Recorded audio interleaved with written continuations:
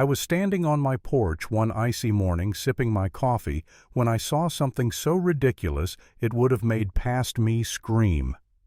Karen Day, pink blazer, queen of the HOA, self-appointed ruler of everything she touched, was out there in the snow, wrestling with the heavy steel gate I had installed just to teach her a lesson.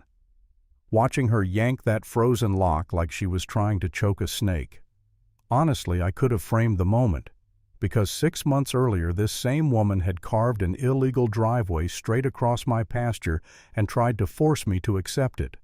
6 months later, she was about to lose $60,000, her position, her reputation, and whatever remained of her sanity. And the best part, she never saw it coming. I guess everything started long before that winter morning back when life was quiet. I'd lived on that land most of my adult life, inherited it from my dad after he passed, and every fence post I hammered, every creaking board I repaired, felt like keeping a piece of him alive. My wife and I thought this farmhouse sitting on 20 rolling acres of pasture would be our final peaceful place. Then one day I noticed bright survey flags popping up behind the tree line like weeds. And right after that, the developer. And with the developer came the HOA. And with the HOA came the one woman I wish had never learned my name, Karen, the pink blazer general, clipboard commander, a woman who woke up each morning and chose violence against common sense. I met her on a hot afternoon while I was tightening a fence post. She marched across the future subdivision like she owned the county. "You must be the neighbor on the old farm," she said, "like being old was a crime." I nodded. "Name's Jack." She glanced at my pasture with the same expression someone might give a sink full of dirty dishes. "This area has so much potential," she said, stretching the word like taffy. Then she scribbled something on her clipboard, probably too much grass, not enough beige, non-acceptable cow placement. I should have known right then. A week later she came back with her vision. She wanted to run a new community driveway right across my field. A straight, clean line from the subdivision to the main county road, right across the land my family had kept untouched for 3 generations. For who, I asked. For everyone, she said, waving like I was just a squirrel in her way. "It's just land, Jack." That sentence stuck with me. Just land. Funny how people who don't own land think that way. I told her I'd think about it, but I already knew the answer was no. My wife shut it down instantly at dinner. "The second you let them in," she warned, "they'll never stop." She was right. She's always right. But Karen came back again, this time with papers, legal jargon, a sugary smile, and an offer for temporary construction access along the edge of my pasture. Not the middle, the edge.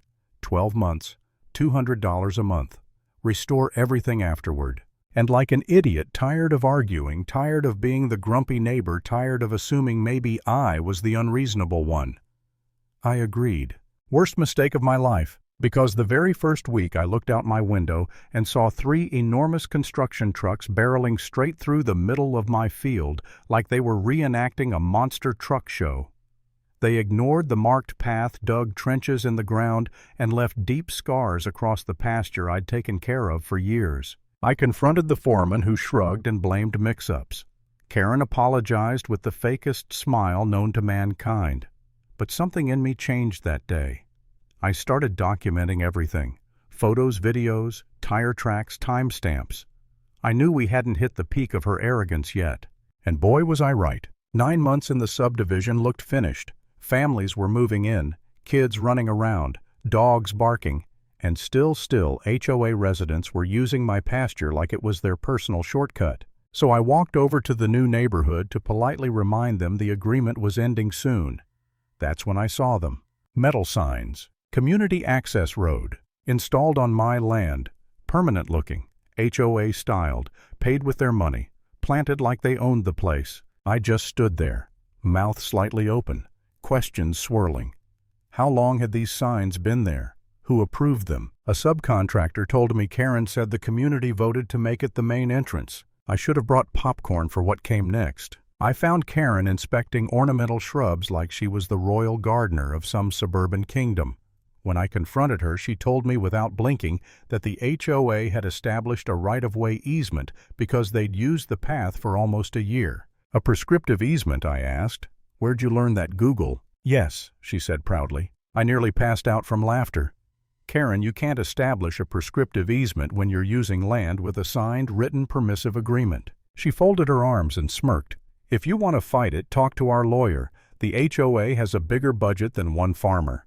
That was the moment something inside me snapped. Not anger, not fear, just clarity. Cold, sharp clarity. I went home. I told my wife everything. She closed her eyes like she had predicted the future months ago and simply said, "I told you." The next morning I went straight to an attorney. He flipped through the contract photos and messages with the unimpressed expression of a man reading a kindergarten essay on rocket science. "Yeah," he sighed, "they're completely wrong. They have no easement. You can shut it down." I left his office hopeful and then doubtful. Maybe I was overreacting. Maybe I should just let it go. I'd made the mistake. I'd trusted them. Maybe I shouldn't escalate this into a war. For a night I paced my living room exhausted. I questioned myself. Was I insane to fight this? Was Karen right? Did I overvalue my land? Was I making enemies for nothing? But then I reread the agreement, line by line, over and over. And there it was, the one sentence that changed everything. I was allowed to secure gate or restrict access in any reasonable manner to protect livestock or property. A jolt went through me, a spark, a blueprint, a way to make them regret every arrogant step they'd taken across my land. I didn't need to shut down their road. I just needed to make it inconvenient as hell. So I approached Karen with a friendly smile the next week. Told her I didn't want a legal battle. Told her she could keep using the route. She brightened instantly. Thought she'd won. Then I dropped my updates. Heavy farm gates on each end of the path. Locked. Secured. Mandatory for protecting cattle. Her smile collapsed like wet cardboard. "What do you need?" "Locked gates for," she sputtered. "To keep the cows in," I said casually. "You'll get a key." She looked at me like I'd handed her a live grenade. But she couldn't stop me. 2 weeks later the gates were up, each one weighing so much that even I had to lean into it. And every single resident had to stop, get out, unlock, open, drive through, close, lock. Twice. Every trip. Then came phase 2, the cows. All 38 of them. They wandered the driveway, licking side mirrors, blocking SUVs standing in the middle of the road like they were union workers on break. One even walked up to a resident's Lexus and stared into the windshield like it was judging their life choices. 3 days in, someone forgot to lock the far gate, and one of my cows, Dolly, the most curious troublemaker of the bunch, wandered toward the county road.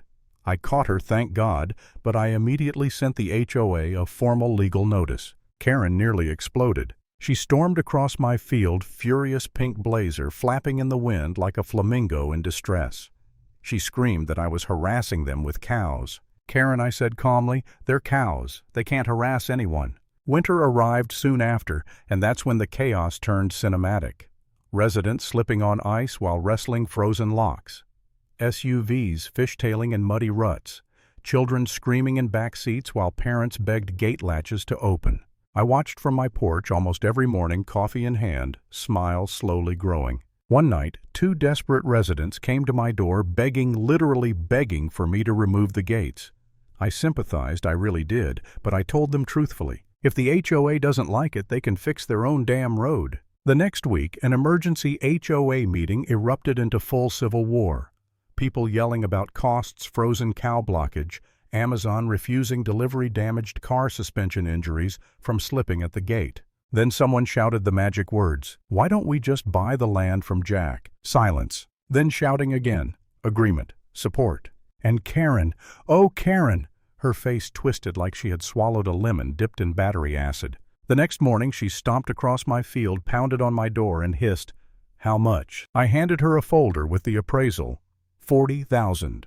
For dirt she choked. For legal access, I corrected. She stormed out, fought the board, lost, returned days later and muttered through clenched teeth that they would pay it. The signing day. Beautiful. Karen sat across from me, shaking with rage as she signed the deed. When she finished, the HOA treasurer handed me the cashier's check. Then right in front of her, a board member slammed a pen down and announced a vote of no confidence. "Karen, your leadership has cost us too much." She was removed on the spot. And just like that, the queen of the pink blazer fell. The HOA crumbled in the following months, repair costs drained their funds, residents rebelled, and eventually they dissolved the entire association. The road they fought for turned into an overgrown relic. Grass reclaimed the gravel. Cows chewed on old posts. Life returned to normal. No cheering, no celebration, just silence. And me standing on my porch again, watching wind roll across the field, knowing the land was finally mine again. And if this whole mess taught me anything, it's this: never mistake kindness for weakness, especially when you're standing on someone else's land.